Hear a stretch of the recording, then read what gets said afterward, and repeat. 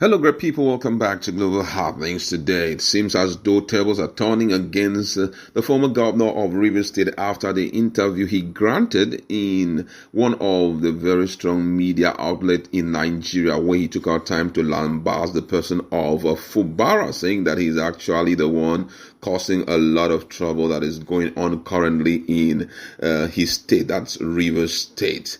PDP has decided to come up against him, lambasting him left, right, center. We're going to be looking at full details of that and consider a lot of things. My colleague is in the house. We are going to talk especially about the fight between Wike and Fubara and the fact that PDP has decided to come in. And unfortunately, it seems as though things are not working in his favor. Now, according to the news, the Rivers State chapter of the People Democratic Party, PDP, has slammed the Minister of the Federal Capital Territory, FCT, Nyesom Wike, over his recent outburst on the just concluded local government election in the state. It has been reported that Wike, during an interview, accused Fubara of being the architect of the ongoing political crisis in Rivers State. The former governor expressed resentment at the move by Fubara to conduct the Saturday election despite a court judgment, stressing that a situation whereby verdicts of the court are disregarded will lead to the invitation of anarchy. However, in an interview, the PDP publicity secretary in Rivers State, Sidney Barra, expressed dismay that those who were earlier agitating for the elections are now against it. Sidney has stated that Governor Fubara has done nothing wrong with the conduct of the election and those aggrieved with the outcome should seek redress in court. He says, "We are aware that no court judgment can stop an electoral process. What we know is that if you are not okay with an election, you can approach the court after it is conducted, so they should go to court. Let me take Nigerians back.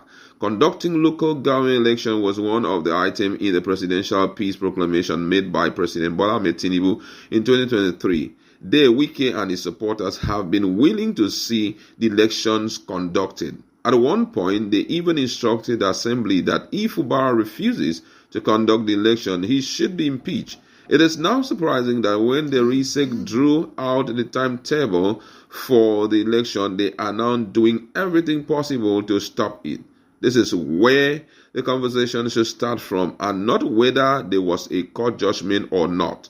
In fact, it got to a point where the assembly elongated the tenure of the previous LG chairman, and that was the first of its kind in the history of Nigerian democracy. Now the governor said he is ready for the election, and the same people are now speaking from the other side of their mouths, saying the election should not be held. Where has Governor Fubara gone wrong? The Supreme Court has given judgment prohibiting caretaker committees in local government and said every state should have elected LG chairman, and they have a time frame of 90 days or else the state will not get an allocation. Governor Fubara is just being obedient to the Supreme Court judgment. Anyone who wants to truncate the process does not mean well for Rivers people. Fubara is a hero, and he will continue to be our hero for standing firm to ensure that democracy stands in Rivers State. Innocent people were killed in covert, all in a bid to frustrate the electoral process. The truth is that they came late because Rivers people have decided to move on with Fubara.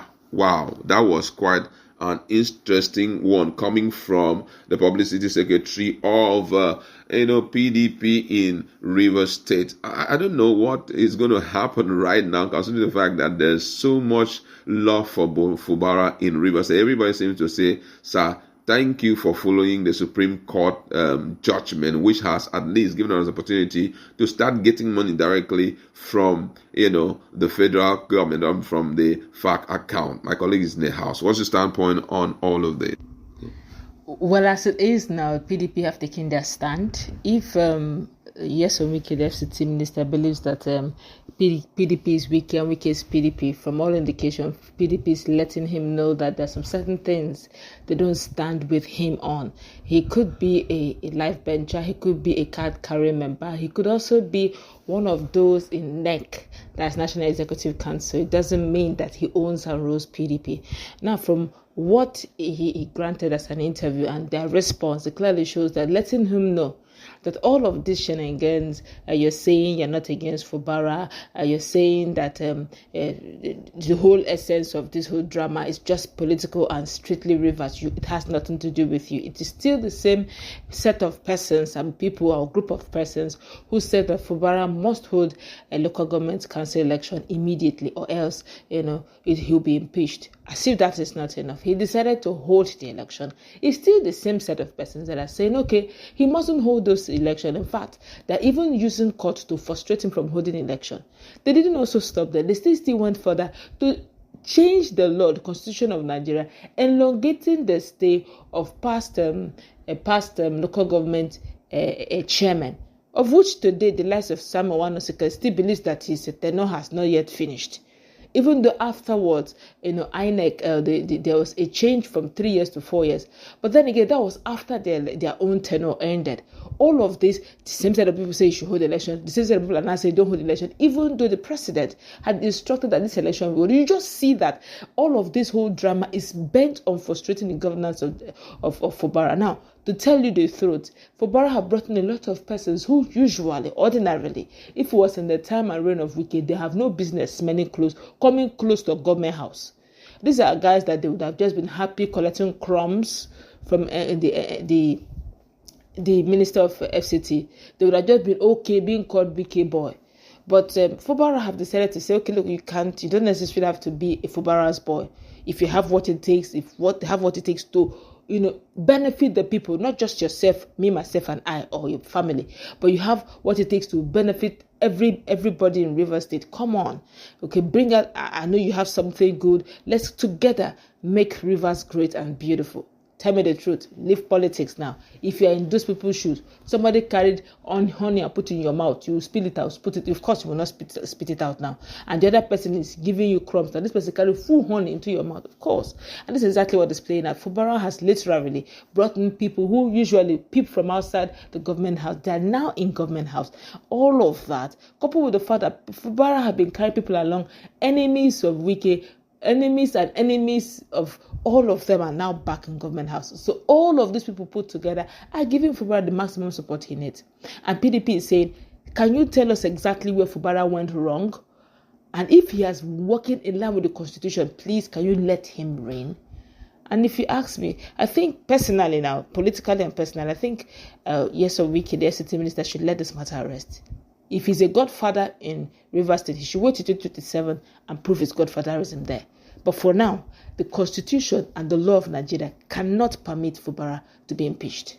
Wow. Now, the last question I want to ask is, do you think that the reason why Wike is raging the way he is, refusing to give in to the advice for him to calm down and allow Fubara to run the show in the state, do you think that is the fear of losing some key members? Because already his weaknesses and his limitations can be seen now. Do you think that's the basis for which he is crying out, raging, running from pillar to post? That is one. And secondly, Fubara is bringing all the enemies he has dispelled. All the enemies he has put and locked them in the ocean or in the locker room of past. Fubara have used the key and unleashed them and brought them back into present. The likes of Rotimi Amechi, Peter Odili, Pepe Evans, even a pretty papa that he uses. Fubara, everybody, come one, come all. It's what Fubara is doing. And all of this, I have, put everybody in their sections and different places. Don't go beyond this. Fubara is telling them, come in. Come on. All of that, coupled with the fact that it's just a matter of time, whatever little structure that he claims he has, very soon, by the time they check, the thing is not flowing. There's a difference between being the governor, where everything is being signed by you, and being a minister, where you are answerable to someone. Now, no matter what, it will not flow the way it was flowing then. And because the minister first will need to do his job first before he start thinking of giving anybody anything. So which means after a while, by the time you see yourself, you that used to be a small big boy, all of a sudden some boys that have decided to align with Fubara are now driving sweet cars, getting juicy contracts. And you are now the one being locked in the background of past.